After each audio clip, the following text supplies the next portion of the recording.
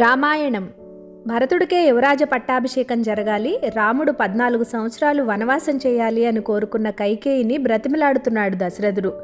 ఓ కైకేయి, ఇది నువ్వేనా? ఇంత కాఠిన్యంగా ఎలా మాట్లాడుతున్నావు?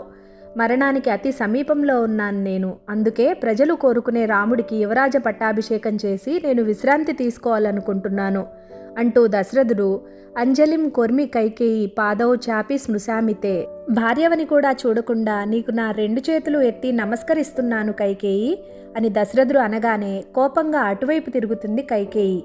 పాదౌ చాపి స్మృశామితే, నీ కాళ్ళు పట్టుకుంటాను కైకేయి, నీ కాళ్ళు పట్టుకుంటాను అంటూ ఏడుస్తూ తన పాదాల మీద పడతాడు దశరథుడు. నిన్నటి వరకు రాముడికి భరతుడికి భేదం తెలియలేదు కైకేయికి. ఇద్దరూ తన పిల్లల్లానే కనిపించారు. ఇప్పుడు రాజ్యం విషయం వచ్చేసరికి తన కొడుకు కౌసల్య కొడుకు అలా కనిపిస్తుంది. దశరథుడు ఇంత వేడుకుంటున్నా కైకేయి ఏది ఏమైనా సరే నా కుమారుడే రాజు కావాలి, యువరాజుగా పట్టాభిషేకం జరగాలి అని గట్టిగా చెప్తుంది. ఓ కైకేయి, నేను ఇంతగా బ్రతిమిలాడుతున్నా నీ మనసు కరగటం లేదా? నువ్వేదో అనుకుంటున్నావేమో కానీ రాముడు నాకు దూరమైన మరుక్షణం నీకు మిగిలేది వైధవ్యమే. క్రూరురాల, నువ్విలాంటి దానవా? నీది ఇంతటి రాతి మనసా అంటూ బోరు బోరున ఏడుస్తూ నేల మీద పడిపోతాడు దశరథుడు. నిన్నటి వరకు చాలా ప్రియమైనదిగా ఉండేది కైకేయి దశరథునికి. ఇప్పుడు అతి క్రూరంగా కనిపిస్తుంది. ఒకప్పుడు కేకయరాజు కుమార్తె ఈ కైకేయిని చూసి దశరథుడు చాలా ఇష్టపడతాడు, భార్యగా చేసుకోవాలనుకుంటాడు. కేకయరాజును అడుగుతాడు వివాహానికి ఒప్పుకోమని.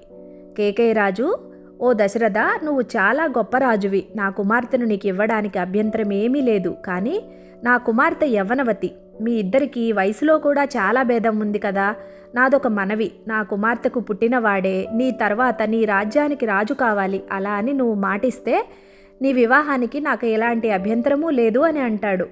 అప్పటికే దశరథుడికి 2 భార్యలున్నారు, సంతానం లేదు. ఒకవేళ కైకేయికి పుట్టినా వాడేగా రాజవుతాడు అనుకుంటాడు దశరథుడు. పైగా కైకేయి అంటే చాలా ఇష్టంగా అనిపిస్తుంది. తను లేకపోతే జీవితం కష్టంగా ఉండేలా అనిపిస్తుంది దశరథునికి. అంతలా ఇష్టపడతాడు ఆమెను. సరే అని కేకయరాజుకు మాటిచ్చి తన కుమార్తె కైకేయిని వివాహం చేసుకుంటాడు.